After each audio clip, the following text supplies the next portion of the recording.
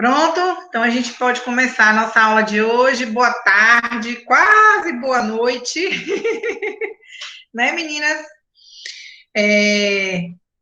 Como a gente sempre começa com a leitura compartilhada, então hoje eu comungo de um pensamento para o dia. Já tivemos a parte do dia diurno, agora vamos viver a parte noturna desse dia. E essa mensagem diz assim: nem tudo na vida é fácil, mas com certeza nada é impossível para Deus. Ser forte não é ter a força de um leão, mas sim a paciência, a humildade de um pássaro, que mesmo na gaiola não deixa de cantar e nem perde a esperança de voar.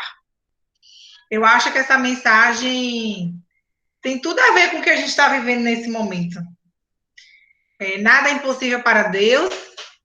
De certa forma, estamos vivendo numa gaiola, né, que é a nossa casa, a nossa proteção. Mas mesmo dentro dessa gaiola protegida, que a gente nunca deixe de cantar, nem perca a esperança de voar, porque em breve a gente vai poder ser livre novamente. Então, desejo a todos, né, uma excelente noite e vamos dar início à nossa aula. Eu vou abrir aqui a pauta para vocês.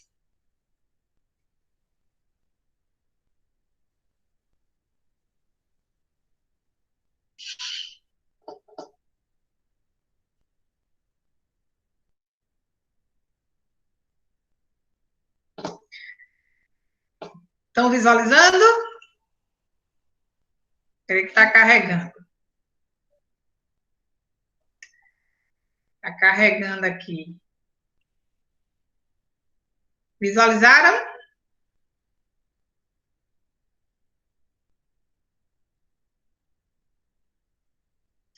Então, vamos lá.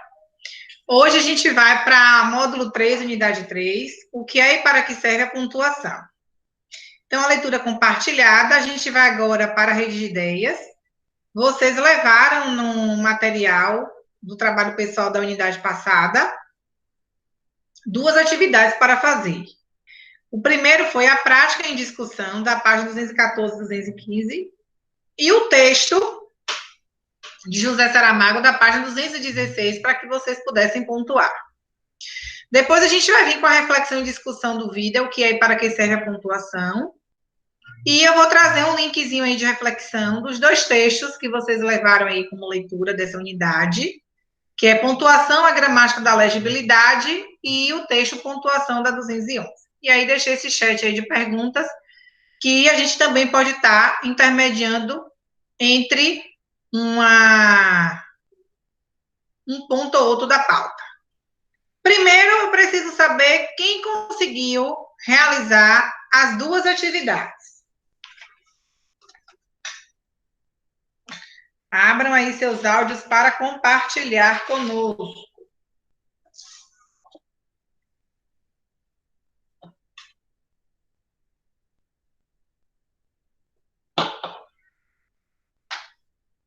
Hein, garotas?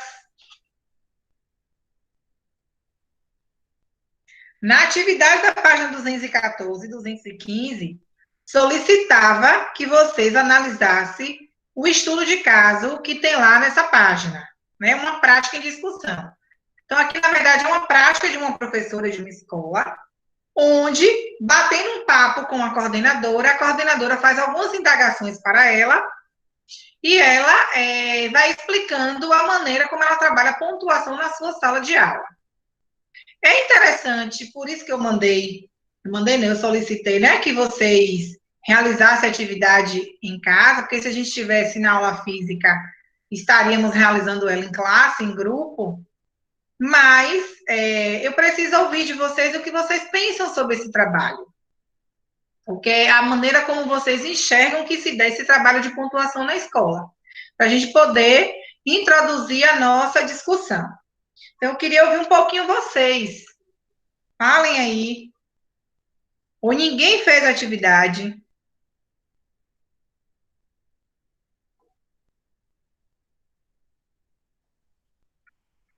E aí, garotas? Ô, Carol, tô meio que perdi. O texto que tu tá falando, tá em que página mesmo? Porque vocês é 2 páginas antes. 212, a de vocês. Ah, pronto, porque eu estou meio que perdida aqui. O texto fala sobre o quê, Carol? Não, na verdade, não é um texto, é uma atividade. É uma Ah, pronto, atividade de prática, é uma prática de uma professora. Na verdade, é um bate-papo entre uma coordenadora e uma professora. A certo. coordenadora, ela faz algumas indagações à professora a respeito do trabalho dela com pontuação na sala de aula. E questiona ela de que maneira é que ela realiza esse trabalho de pontuação na sala dela. E ela vai partilhando as sugestões que ela realiza na sala. Ao final, pergunta, né? Na verdade, a ideia é que vocês analisem a situação e coloquem se vocês concordam ou não com essas práticas dessa professora aqui. As várias formas como ela coloca, se vocês concordavam ou não. O que é que vocês acrescentariam, o que vocês tirariam. Entendeu? A proposta é essa. Vocês fizeram essa atividade, Claudine não fez, né? Mas as demais fizeram. Eu não fiz, mas assim, pelo que eu li, eu entendi que a pontuação são algo muito essencial, né, no decorrer, né, de cada desenvolvimento da criança. Ok. Quem mais? Fran, Gil, Jussara, Tati. Quem mais aí quer colaborar?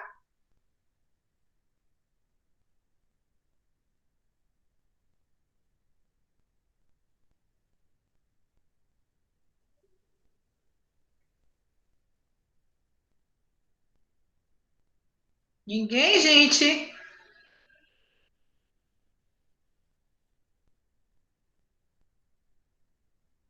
Então, eu vou passar essa atividade, tá?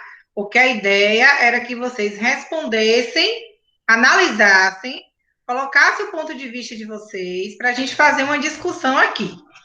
Como não fez, eu vou passar essa atividade. A próxima atividade era que vocês pontuassem o texto que é do autor José Saramago. Vocês fizeram a pontuação desse texto?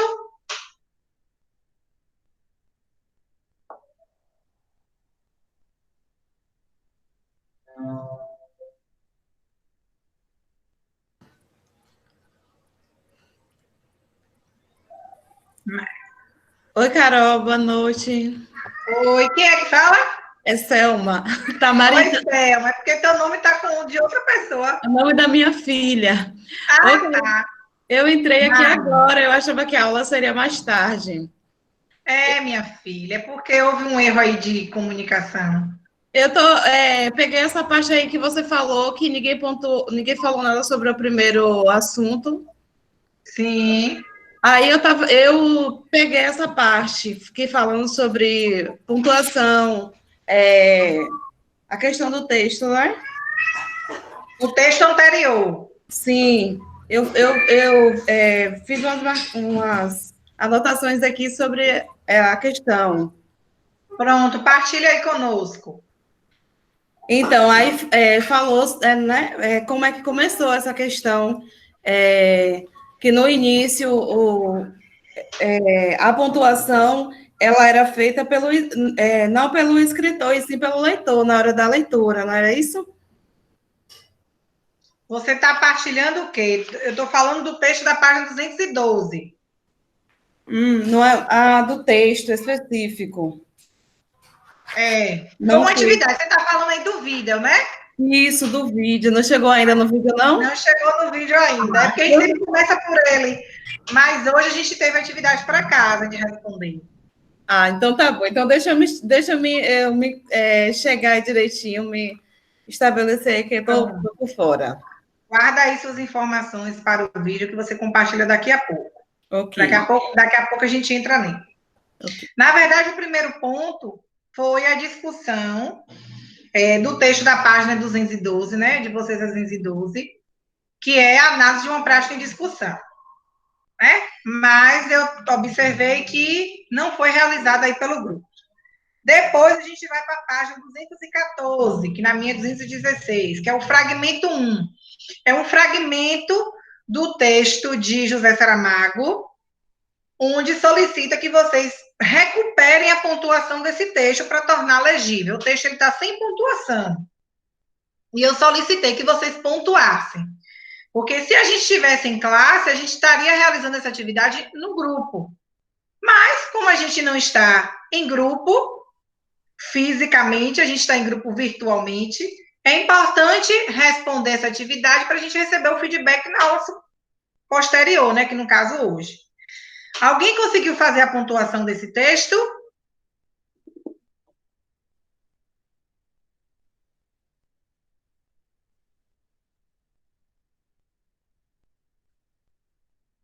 Quando vocês demoram para responder, por que não? Vocês estão demais, viu? Ai, ai, ai. Abram aí o módulo de vocês, na página 216.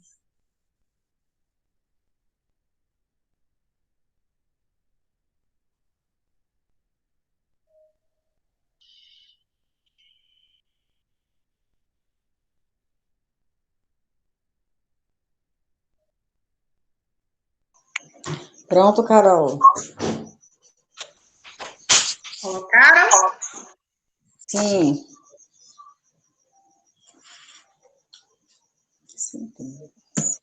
Ixi, alguém falou que eu estou sem áudio? Estão me ouvindo? Sim. Sim, ok. estou ouvindo. Ok. Então, vamos lá.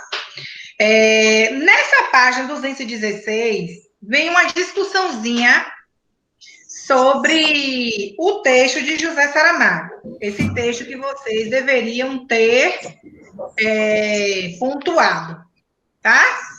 Então, aí, no texto, Gramática da Legibilidade, ele tem duas formas de pontuar. A forma da pontuação original de Saramago, a forma como ele pontua o texto dele, e tem a pontuação convencional. Essa seria a que geralmente a gente utiliza. A que eu utilizaria, a que vocês, porventura, utilizaria também, se fosse pontuar o texto dele. Então, na pontuação de José Saramago, a gente observa aí que ele pontua o texto dele todo com vírgula. Já na pontuação convencional, a gente usaria as outras pontuações. Então, eu vou ler o texto baseado na pontuação convencional, para depois a gente ler. Aliás, eu vou ler o texto dele. E vocês vão fazer a associação aí com o texto na pontuação convencional, tá certo? Então, ele diz assim: Tu, para que queres um barco? Pode-se saber? Foi o rei que, de fato, perguntou, quando finalmente se deu por instalado, com sofrível comodidade, na cadeira da mulher da limpeza. Para ir à procura da ilha desconhecida, respondeu o homem. Que ilha desconhecida? Perguntou o rei, disfarçando o riso, como se tivesse na frente um louco varrido, dos que têm a mania de navegar, das navegações. E a quem não seria bom contrariar logo de entrada? A ilha desconhecida, repetiu o homem. Disparate, já não há ilha desconhecida? Quem foi que te disse, rei, que já não há ilhas desconhecidas? Estão todas no mapa. Nos mapas só estão as ilhas conhecidas. Que ilha desconhecida é essa de que queres ir à procura? E tu pudesse dizer, então não seria desconhecida. Então, essa é a forma como Saramago pontuou, todo com vírgula, mas isso não me impede, como leitor, que eu realize a significação adequada para o texto dele. Na pontuação convencional, tem lá o travessão, e aí fala: Tu, para que queres um barco? Pode-se saber? Interrogação. Foi o que o rei, de fato, perguntou quando finalmente se deu por instalado, com sofrível comodidade, na cadeira da mulher da limpeza. Para ir à procura da ilha desconhecida, respondeu o homem. Que ilha desconhecida? Perguntou o rei, disfarçando o riso, como se tivesse na frente um louco varrido, dos que têm a mania das navegações, a quem não seria bom contrariar logo de entrada. A ilha desconhecida, desconhecida, repetiu o homem. Disparate, já não há ilha desconhecida. Quem foi que te disse, rei, que já não há ilha desconhecida? Estão todas no mapa. Nos mapas só estão as ilhas conhecidas. E que ilha desconhecida é essa de que queres ir à procura? Se eu pudesse dizer, então não seria desconhecida. Então, na pontuação utilizada convencionalmente, a gente faria uso de reticências, de travessão, né, para identificar a fala de narrador e fala de personagem, porque é um diálogo aí entre personagens, na verdade, perdão. Não tem um narrador. O narrador é o próprio personagem, né? É um narrador-personagem. Então, já tem um travessão para sinalizar. No texto de Saramago não tem travessão, mas a vírgula faz a gente compreender que ali existe uma fala, existe um diálogo. E por que pensar nessas duas maneiras de pontuar um texto? E aí, nesse texto aí, gramática da legibilidade, tem algumas observações importantes que eu quero compartilhar com vocês. E quem tiver com marca-texto ou uma canetinha aí, quiser grifar, marcar aí, fique à vontade. Então, eu coloquei assim, né? Os pontos que eu achei conveniente aqui nesse texto a gente sinalizar. Observe que, ao contrário do que costumamos a pensar, os espaços em brancos e as maiúsculas também são parte dos recursos que usamos para garantir a legibilidade do texto. Legibilidade é o que está referenciado à compreensão, a entender, a tornar o texto legível a quem lê. Por exemplo, para indicar a mudança de falante no diálogo, Saramago usa a vírgula mais a maiúscula, enquanto nós costumamos usar o ponto parágrafo e o travessão. Representado graficamente por ponto, mais quebra de linha, mais a linha, mais travessão, mais maiúscula. Para indicar quem acabou de falar, vemos na coluna da esquerda uma simples vírgula, enquanto na direita temos ponto, travessão, mais maiúscula. O que diferencia as formas de pontuar é a função atribuída aos sinais e conjunto de sinais. No entanto, ambas são legíveis, pois ambas há um sistema de pontuação. Sistemas diferentes, sim, né? Mas ambas são sistemas. Podemos chamar ambas de sistema porque os sinais ou conjunto de sinais têm o seu valor e a função definido uns em relação aos outros, formando um conjunto coerente que faz sentido para o leitor, pois cada elemento ou conjunto de elementos indica sempre a mesma coisa. Então, assim, a maneira como foi pontuado não impediu a minha compreensão como leitora. Mas, Carol, como é que eu garanto essa habilidade? Pelo exercício da leitura. Então, quanto mais eu leio, quanto mais eu me aproprio de textos bem escritos, né, de um vocabulário rebuscado, quanto mais eu compreendo a ação comunicativa de um texto para o leitor, né, ou seja, de escritor para leitor, né, de um texto, mais a gente vai compreendendo essas funções. Então, nós somos alfabetizadas, somos leitoras proficientes, porque já estamos no exercício pleno da alfabetização. Mas um aluno, quando também está se familiarizando e ele começa a compreender os aspectos da leitura, a criança também vai dando conta de realizar pontuação sem saber de pontuação. Você ainda não falou de pontuação para ela, mas ela consegue tornar legível aquele texto. Ela consegue tornar audível aquele texto, compreensível. Por quê? Porque ele entende a ação comunicativa do texto. Então, independente das duas pontuações, o leitor, que no caso fui eu e vocês aí, nós entendemos a ação comunicativa desse texto. Isso é o que nos tornou, ou isso é o que possibilitou com que a gente fizesse a leitura do mesmo.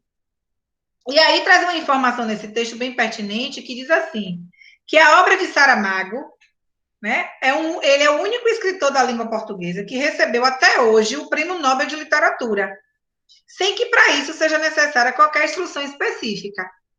Então, ele não tem tantas instruções do ponto de vista da língua portuguesa, o que a gente pode falar da técnica, mas o exercício de ler e escrever possibilita Saramago a ter o seu estilo de escrita, a sua forma de conduzir a sua escrita ao outro, que é peculiar, que é diferente da minha, que é diferente da sua, que é diferente de outros autores. Então, assim, cada escritor, ele tem a sua forma de comunicar a sua linguagem, a maneira como ele quer passar para o ouvinte, né, para o leitor, a sua mensagem. Então, isso é que eu queria pontuar sobre esse texto de Saramago e sobre esse texto da gramática da legibilidade. Então, agora, alguma dúvida? Querem perguntar alguma coisa? Ou sigamos?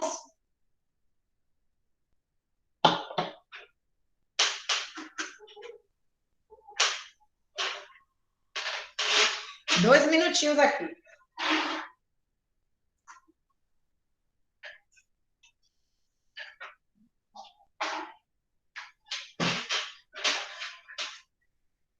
Então, vamos para o vídeo. Aí eu vou chamar agora... Quem foi que estava falando sobre o vídeo, gente?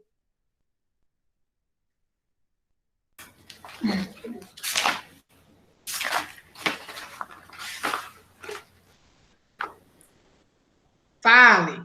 Fui eu, Carol. Selma. Selma. Vai lá, Selma. O que é que você considerou pertinente no vídeo, que você disse que fez as suas anotações aí, que você considerou pertinente compartilhar ou perguntar? Fique à vontade.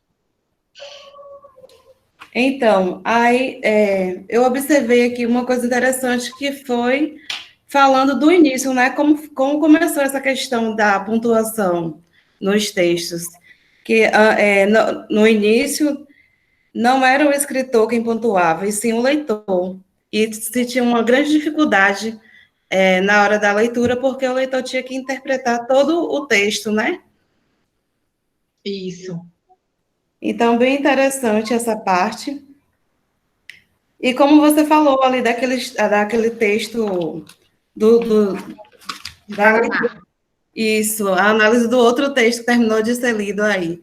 Então, são dois textos diferentes, o que, no caso, eu acredito que na questão da educação infantil não vai ter importância, né, o significado de cada sinal, e sim como a gente vai fazer a leitura.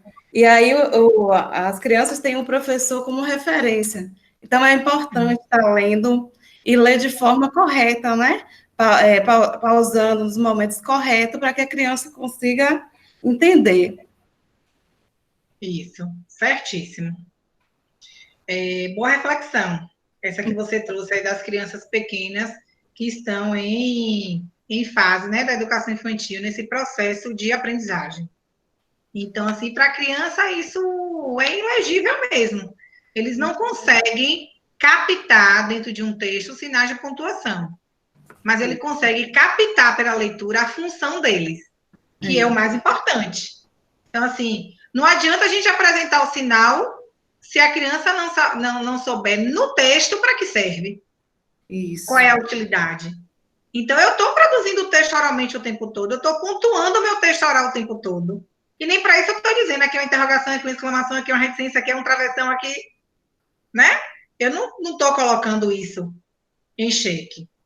Então, vamos lá para as anotações que eu coloquei aqui. Quem quiser ir contribuindo, viu, gente? É só abrindo o áudio e compartilhando. O texto, o vídeo, ele começa com um textinho curto, sem pontuação, e à medida que o vídeo vai acontecendo, esse texto vai sendo pontuado à medida dos interesses de cada um. Então, a gente vai percebendo aí a funcionalidade dessa pontuação nos textos. O texto diz assim: deixa os meus bens à minha irmã, não ao meu sobrinho, jamais será para a conta do alfaiate, nada aos pobres. Então, o texto não tem pontuação, mas eu li dessa forma. O desafio é a medida e pontuando esse texto.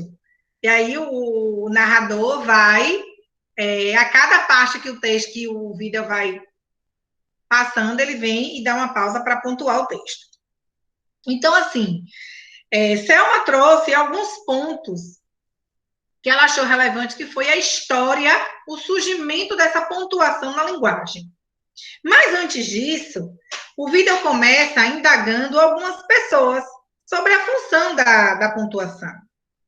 Então, essas pessoas respondem da seguinte forma: que pontuar é dar uma parada, é dar uma pausa, serve para respirar durante a leitura, né? O ponto é a pausa grande, a vírgula é a pausa pequena, e o ponto e vírgula é o intermediário.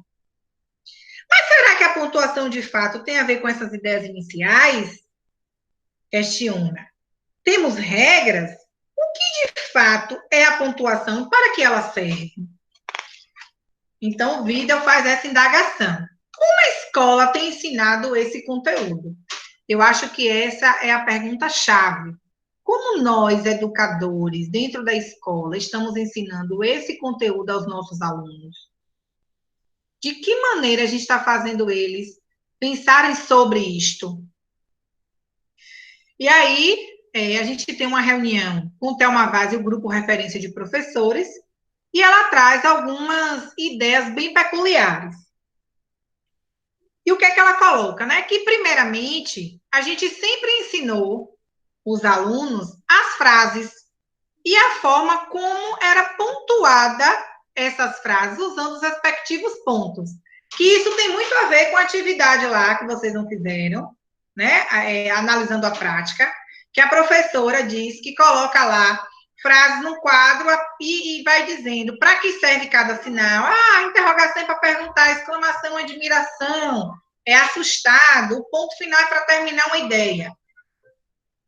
Então, ela explica essa situação aí, né, inicial. A gente pensava-se que trabalhar, e pensa, algumas pessoas ainda trazem essa prática, que a pontuação, ela está a serviço da frase. Aí, Thelma vem fazendo um parágrafozinho falando sobre o ensino tradicional, que traz uma visão bem aditiva, segundo ela, da escrita. O que é essa visão aditiva? Que a aprendizagem, ela vai das partes menores às partes maiores. Então, a gente vai da letra para a sílaba, para a palavra, para a frase, para depois chegar no todo, que é o texto. Então, isso é uma forma aditiva, ela pensa. E é bem típico do ensino tradicional. Nessa perspectiva, acredita-se que a pontuação, ela é exclusivamente um atributo da frase. Mas, na verdade, ela não é um atributo da frase.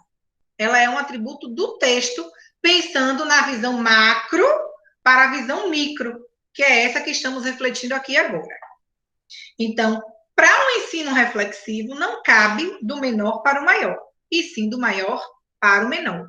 Porque a minha linguagem, ela não é restrita, ela é abrangente. Eu não falo com vocês em forma de frase. Sim, meninas, vocês querem isso? E a aula de hoje? O que vocês acharam? Gostaram? Não gostaram? A gente fala igual robô? O robô que fala em frases. Nós falamos em texto, texto corrido, texto linear na nossa oralidade. E na escrita vai acontecer da mesma forma. Então, quanto mais os alunos possuírem o contato com o texto por meio da leitura e produção, a gente viu isso nas 2 primeiras aulas do módulo 3, mas irão compreendendo a função da pontuação. Ou seja, aprendemos pelo uso real e funcional do objeto de conhecimento, e não por regras e práticas estanques. Então, todas aquelas sugestões de atividades que a professora lá sinaliza no diálogo com a coordenadora, quando vocês lerem o texto, a atividade vocês vão ver, são todas as atividades estanques, porque em nenhum momento ela pensa no texto, ela pensa exclusivamente no trabalho de pontuação, utilizando como atributo a frase.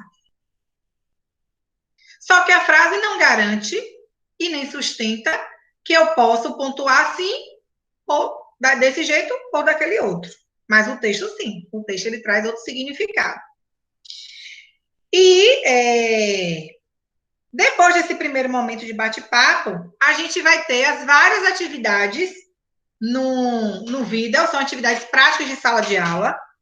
Essas atividades, elas estão descritas na página 220 do material de vocês.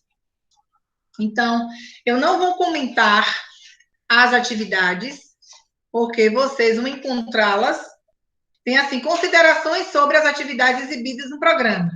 Aí tem a pontuação da piada da professora Valéria, a pontuação de um texto literário da professora Márcia, a pontuação, análise de um texto pontuado com a professora Rosalinda, pontuação segundo o sentido que se dá ao texto, realizado pela professora Angélica. Então, nós temos aí 4 sugestões de atividades com pontuação, o planejamento descrito aí, né, um relato descrito dessas atividades, que são 4 modelos excelentes que vocês podem se basear para tomar como partido a mudança da didática para este tipo de ensino nas classes de vocês. Mas é importante que quem não assistiu o vídeo assista acompanhando o texto, né, considerações sobre o programa, na página 220 e 221, tá certo? Passado essas aulas, o que é que eu pontuei de mais importante nessas aulas? Primeiro, todas as professoras acompanham os alunos ao longo da atividade. Então, não há professor lá sentadinho e aluno se virando só. Processo de construção é mediado pelo educador. Fazer revisão coletiva para discutir os pontos, o uso e a função dentro do texto. Isso é de suma importância. Então, não é só ir na cadeira do aluno. Ir também é importante. Mas trazer um texto. Tem uma atividade lá que é na sala de Rosalinda, se eu não me engano, que ela coloca um mesmo texto pontuado de 3 formas diferentes. Ela pega 3 grupos de crianças, 3 duplas de trabalho, e ela coloca a forma como cada uma dessas 3 duplas pontuaram o mesmo texto.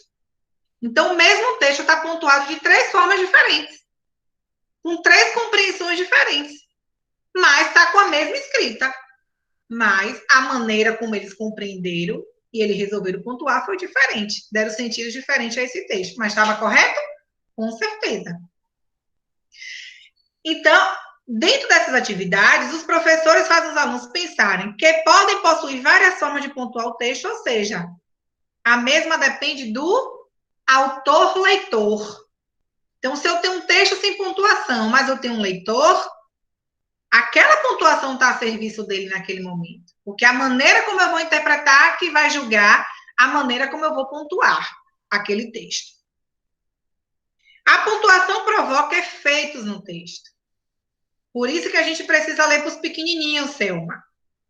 Por isso que quanto mais a gente lê para os pequenininhos, eles vão tomando consciência da função dessa pontuação, sem saber necessariamente o que é exclamação, o que é interrogação, o que é reticências, mas ele compreende o efeito que eles causam. Futuramente eles vão saber o que é, mas eles já começam a entender na linguagem os efeitos que isso causa na leitura, no aprender desta linguagem formalizada. Dá uma pausa e vê o mesmo texto inicial pontuado. Olha como a primeira pontuação é feita. Deixo os meus bens à minha irmã? Não. A meu sobrinho. Jamais será para a conta do alfaiate. Nada aos pobres.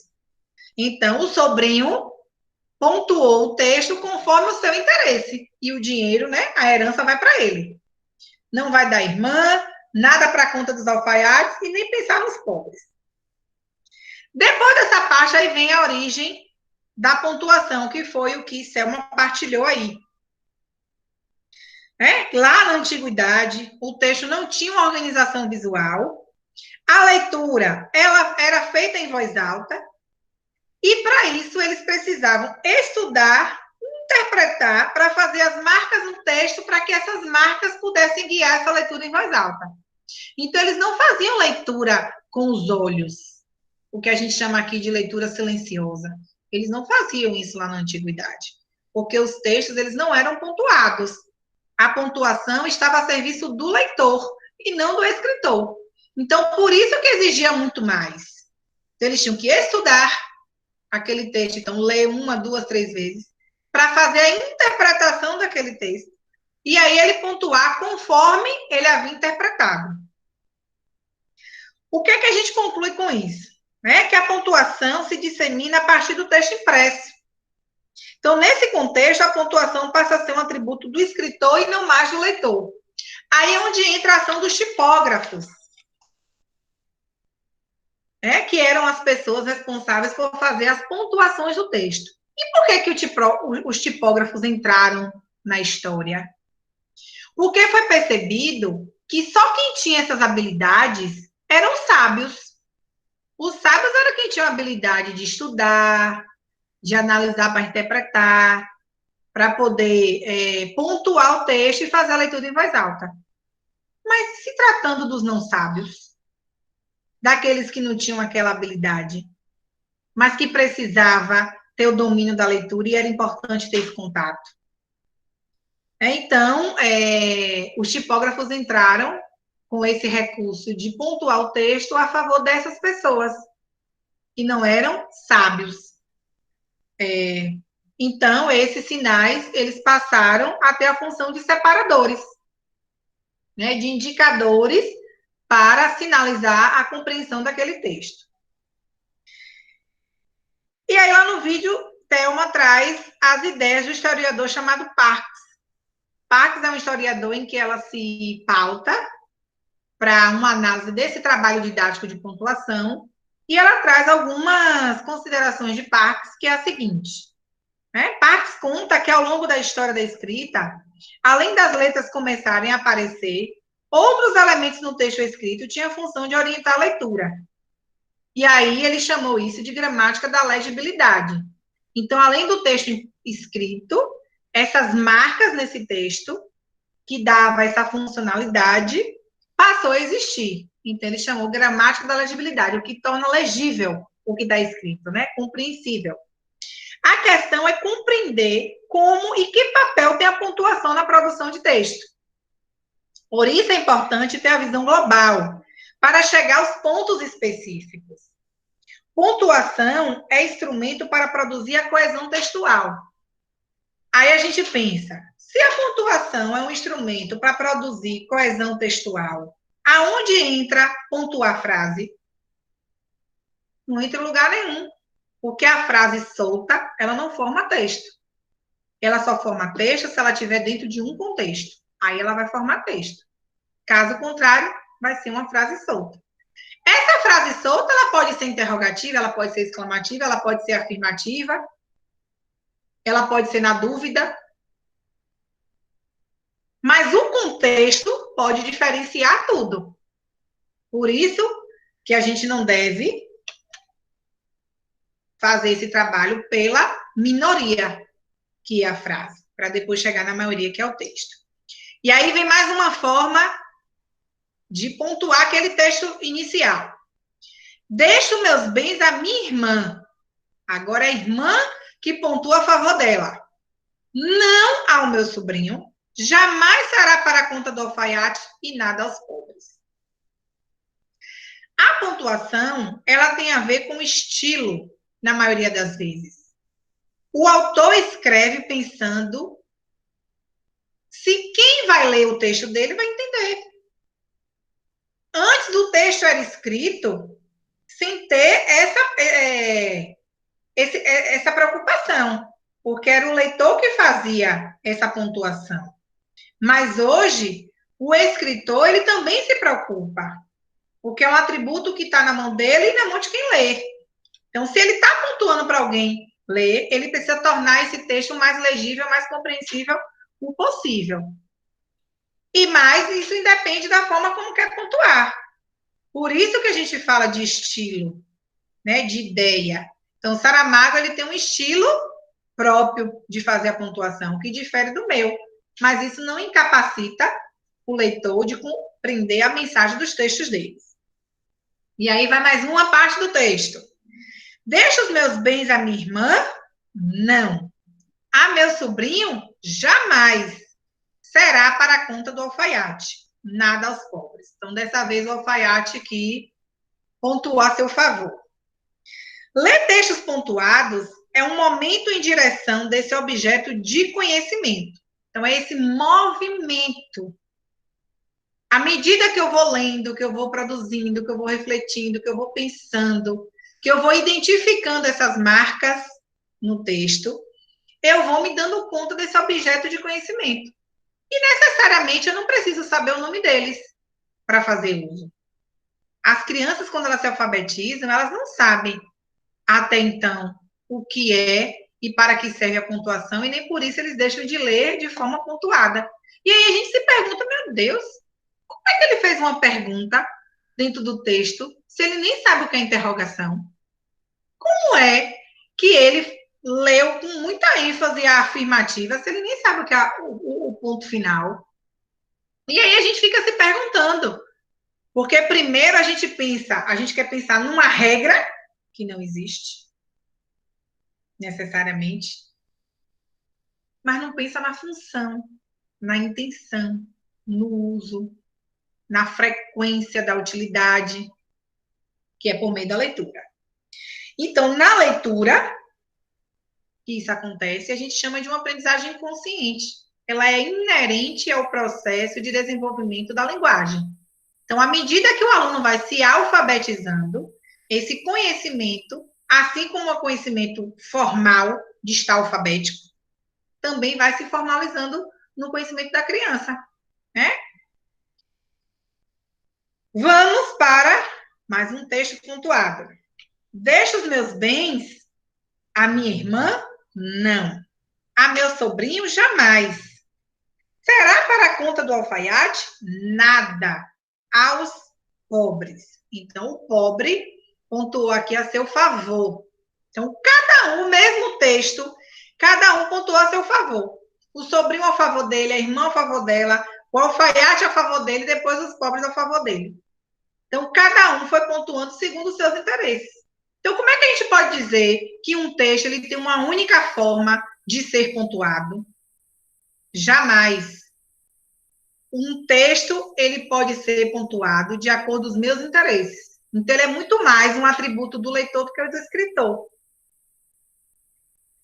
E isso já nasceu lá na antiguidade. E é importante a gente compreender esse aspecto histórico para entender como essas duas instâncias ainda fazem parte do nosso momento e que ambas são importantes para que essa construção exista no processo de alfabetização dos alunos.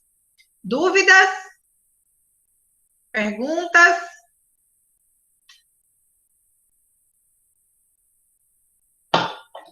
Posso passar adiante, meu povo?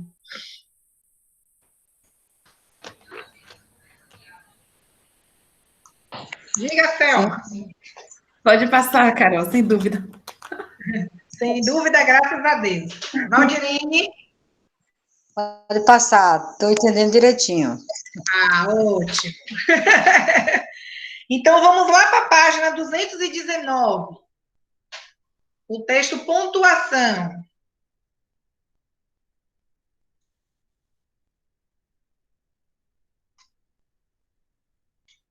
Abriram?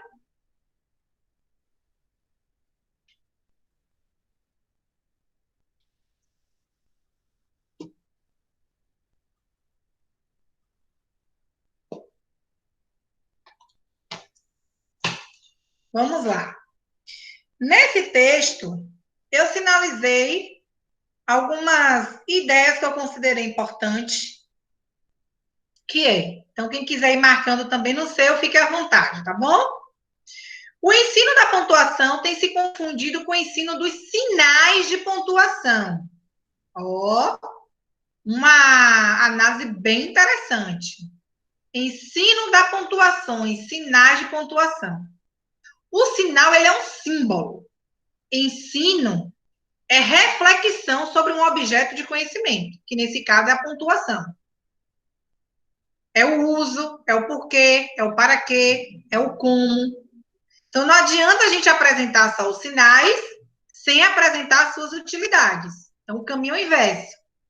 Eu trago a minha didática pela utilidade, para depois apresentar os sinais. Então, os sinais de nada valem para uma criança em processo inicial de alfabetização, mas já vai valer para uma criança alfabética. Mas isso não significa que essa criança não possa saber sobre pontuação, não possa fazer uso de pontuação, mesmo sem saber para que servem esses sinais.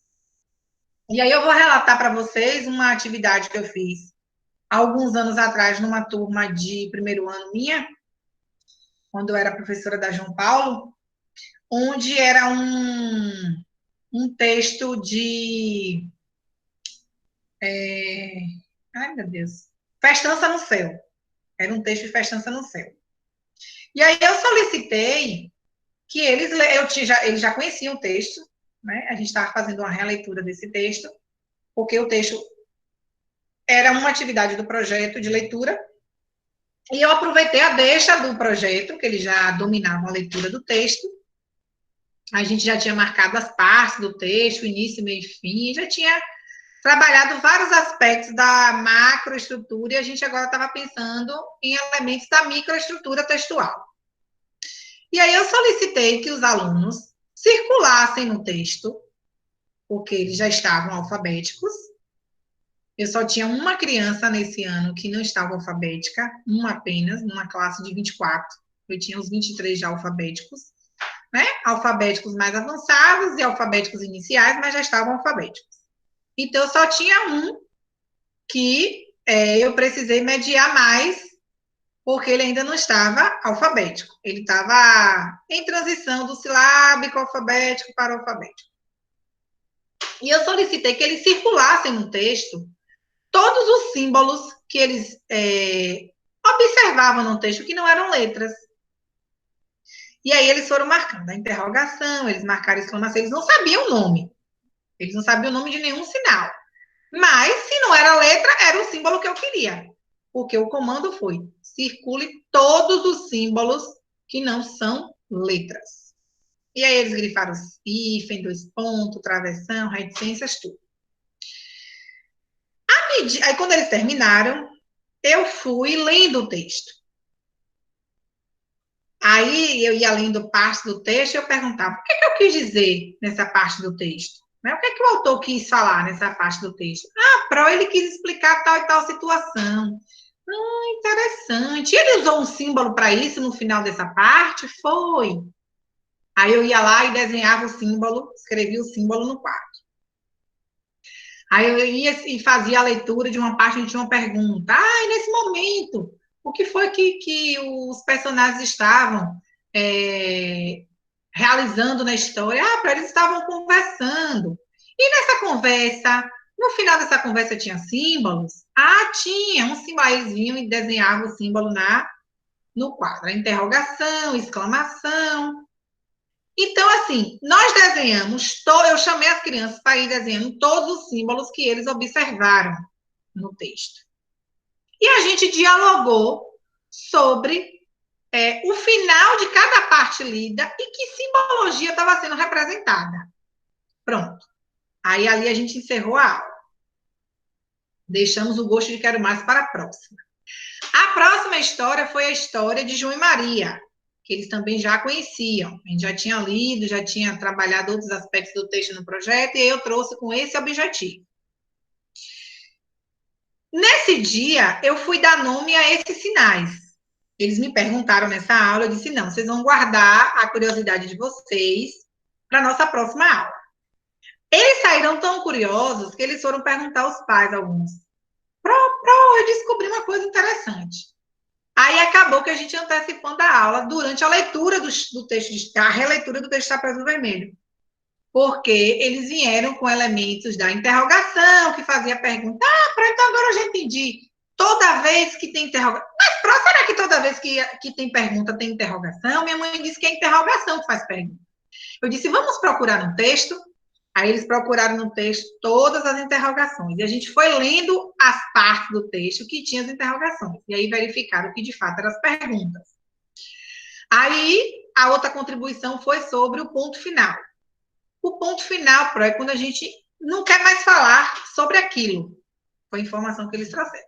Então vamos procurar no texto onde tem os pontos finais. Aí eles identificaram que tinha muitos pontos finais no texto, mais do que outros símbolos, mais do que interrogação, que eles já sabiam o nome, já tinham sido informados e confirmaram comigo, e outros símbolos que eles perguntaram, mas eu não dei todas as informações na mesma aula, porque são muitas informações. Então, a gente foi aprendendo pela reflexão. E a gente foi descobrindo a funcionalidade desses sinais pelo uso na leitura, pelo efeito em que ela causa na leitura. Porque é isso que o aluno precisa compreender. Então, antes dele saber propriamente o nome desse sinal de pontuação, a criança precisa saber o seu uso. A forma como ele está grafado no texto está trazendo que mensagem para mim como leitor. E eu sei que esses meninos ficaram tão encantados que a gente foi descobrindo sobre vários e eles saíram aprendendo os nomes de todas as pontuações. E eles iam se perguntando na hora de produzir as escritas das atividades, né? Respondendo a atividade, eu boto ponto final agora, interrogar. Não, que eu não estou fazendo pergunta, então é ponto final. Aí descobrimos que não tem... Teve uma criança que trouxe a ideia de ponto de segmento e fomos desmistificar essa ideia de ponto de segmento. Tudo é ponto final. Agora eu posso dar continuidade ao meu texto ou encerrar a minha ideia. Mas ponto de segmento foi algo que foi informado para nós na escola, mas que a gramática coloca como ponto final. Esse ponto finaliza uma ideia ou finaliza para complementar. Mas eu finalizei. Então, é ponto final. E aí a gente foi fazendo essas discussões, eles foram descobrindo ao longo do projeto, né, esses aspectos que é inerente ao processo de construção da linguagem, mas que perpassava muito mais pela função do uso da pontuação do que propriamente a apresentação de sinais gráficos. Então, é isso que eu queria deixar explicado para vocês. Essa afirmativa tem diferença entre as duas partes. Um outro ponto importante que eu considerei no texto é quando fala assim: a partir da compreensão de que o procedimento de pontuar é parte da atividade de textualização, essa abordagem se mostra inadequada e indica a necessidade de rever algumas ideias, nem sempre explícitas, sobre as quais esta didática se apoia. É o contrário do que eu acabei de explicar. A primeira delas é que a pontuação serviria para indicar as pausas na leitura em voz alta. E a segunda é que o que se pontuam são frases. Então, são ideias falsas numa perspectiva de ensino para resolução de problemas, né? De ensino reflexivo. Mas, se a gente pensar numa abordagem mais empirista, mais tradicional, é isso aqui que é feito. Dando continuidade, a história da pontuação é tributária da história das práticas sociais de leitura. O costume de ler apenas com os olhos, que caracteriza a forma moderna de ler, incorporou ao texto o aparato gráfico, cuja função é indicar ao leitor unidades para o processamento da leitura.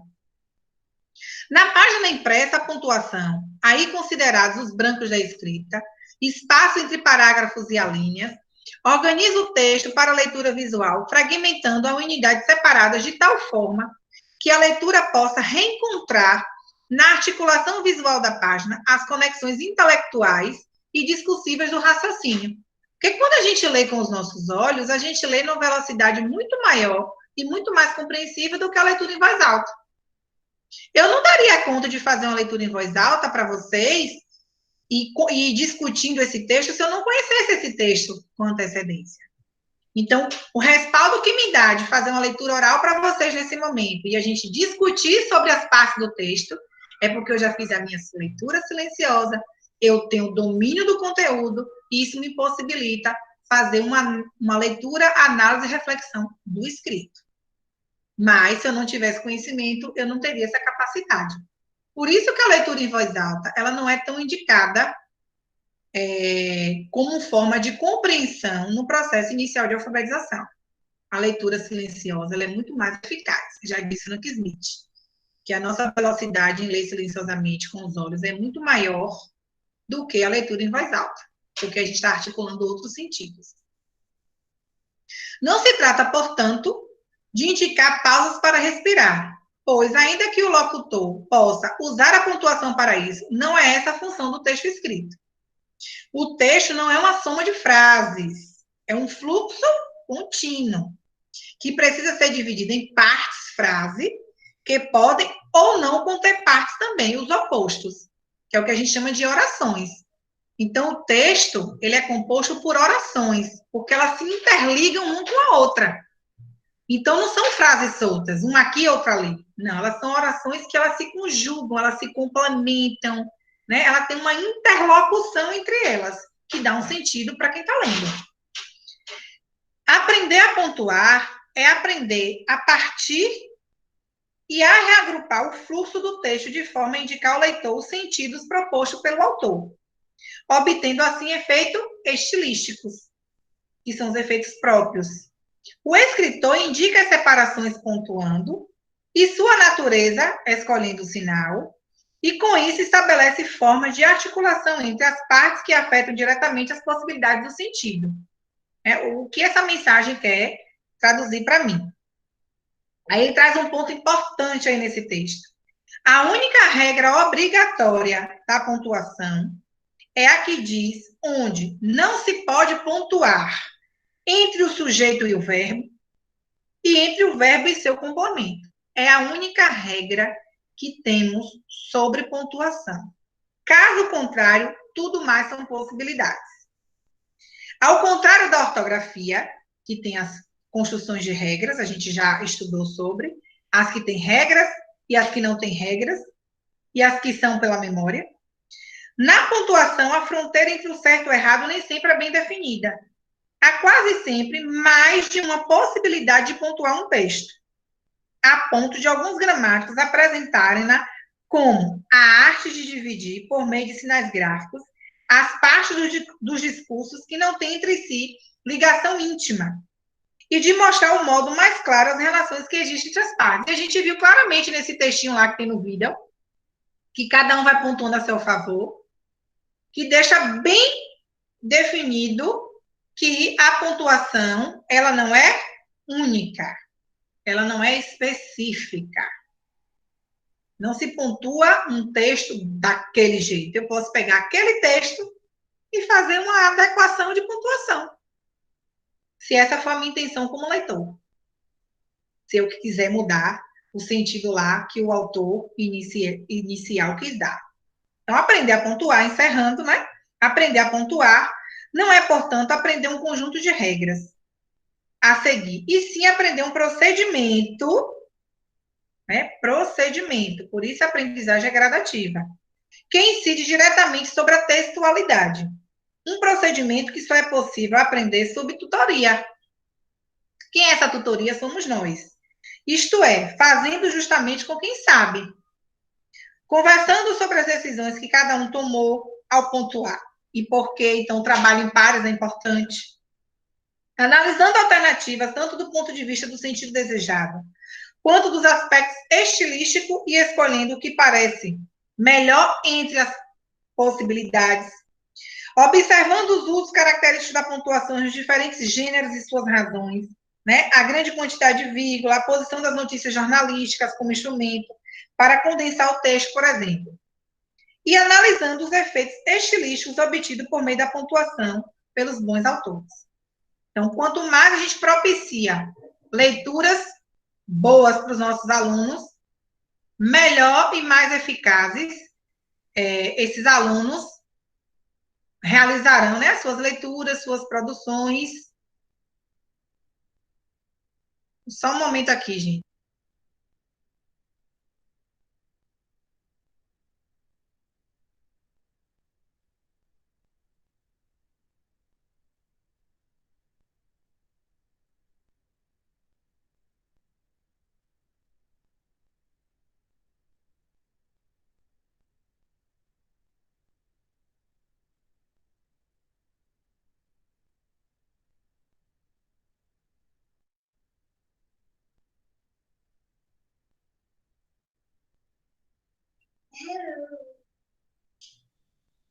Dito e feito, meninas, encerramos por aqui. Perguntas, dúvidas?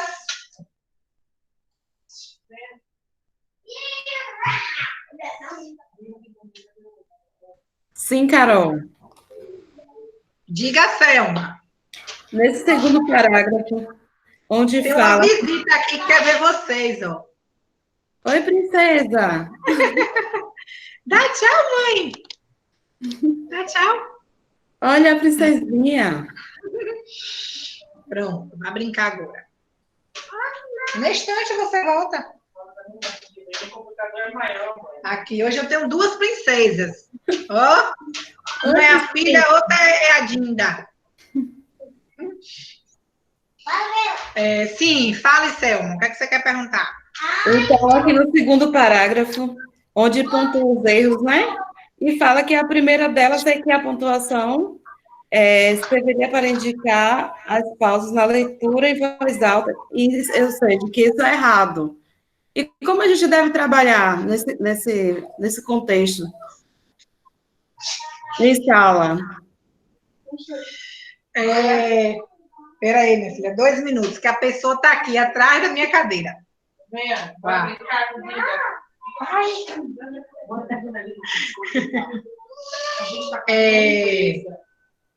é o que eu coloquei para vocês, né? Do mesmo jeito que a gente vai ensinar os alunos a linguagem por meio do texto, a gente vai ensinar a pontuar por meio do texto. Só que pontuar o texto não é trazendo a apresentação do sinal para dizer, eu vou usar ele aqui, ali e acolá. É o contrário. A gente vai analisar esse sinal dentro do texto por meio da leitura. Não, Carol, a minha dúvida é em relação a falar assim que o certo é estar trabalhando a leitura silenciosa, a pontuação através da leitura silenciosa. Mas isso não dificulta para as crianças? Não, se você está aqui, eu estou tratando de criança que já está alfabética. Aí no caso vai depender, né? Claro.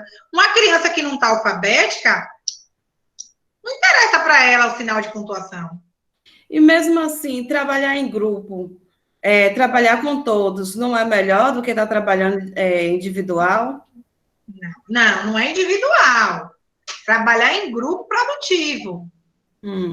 Mesmo você pode trabalhar em grupo produtivo, você pode fazer um trabalho individual e você precisa fazer um trabalho coletivo. Sim. Quando eu pego um texto para refletir sobre... as aulas que tem lá no vídeo, você lembra da atividade da professora, que vai lá no quadro analisar a forma como os alunos pontuaram? Que eles questionam, porque uma dupla pontuou de um jeito, ele acha que a pontuação do outro estava errada. Sim. Porque pontuou diferente da dele. Porque, a priori, a ideia que a criança tem é que só existe uma forma de pontuar. Então, é na reflexão, por meio da nossa didática, do nosso ensino, da nossa tutoria, é que os alunos vão percebendo que existem várias formas de pontuar um texto. O que importa é não perder o sentido da escritura. Mas eu posso devolver um sentido para mim, o outro pode devolver o sentido para ele, desde quando o texto se torna legível e compreensível, independe a maneira como ele está sendo pontuado ou não. Certo. Certo? Então, assim, o que o texto quer colocar é que a leitura em voz alta não é a prática mais eficiente para compreender essa leitura, ou essa pontuação. Por exemplo, eu li para você aqui, para vocês, parte do texto, vocês compreenderam, correto? Sim. Eu fui questionando, refletindo algumas partes do texto. Por que eu fui fazendo isso? Por que eu consegui fazer isso? Porque eu sou já uma leitora proficiente, eu tenho domínio da pontuação, o texto traz um conteúdo que para mim é compreensível, está na minha zona de conhecimento, e isso me possibilitou ler com as marcas da pontuação, compreender, dialogar e explicar para vocês. Mas se eu não conhecesse o texto com antecedência, ou se eu não conhecesse o conteúdo, eu não conseguiria fazer a leitura desse texto para fazer tal procedimento de leitura que eu fiz aqui. Então, o que vocês precisam compreender, sair sabendo, é que ensinar pontuação, ela é um procedimento que está relacionado ao processo de construção da linguagem, da leitura e da escrita. Então, não é eu pegar lá uma criança de educação infantil ou uma criança lá de primeiro ano e ficar mostrando lá os sinais de pontuação e dizendo, esse aqui é para interrogar, vamos interrogar tal frase. Não. A frase não é um atributo real para isso. O atributo real é o texto. Porque o texto ele não está fragmentado em frases. Ele está estruturado em orações. E essas orações, ela têm sentido. Para quem lê. E para quem escreveu também. Mais alguma dúvida? Ficou claro aí para você, Selma? Sim, Carol. Ok. Valdirene, Gil, Fran, Tati, alguma pergunta, alguma dúvida, gente? Tudo tranquilo por aí? Não, Carol, tudo tranquilo. Pronto. Meninas, ok, Fran e Gil também já responderam aqui pelo chat. Eu vou abrir mais uma vez aqui o nosso trabalho pessoal.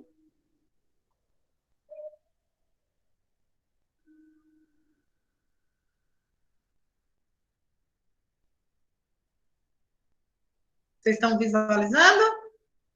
Está carregando.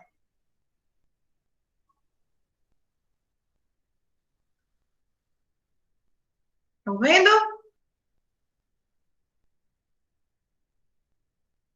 Então, trabalho pessoal. Vocês vão levar uma atividade para casa aí.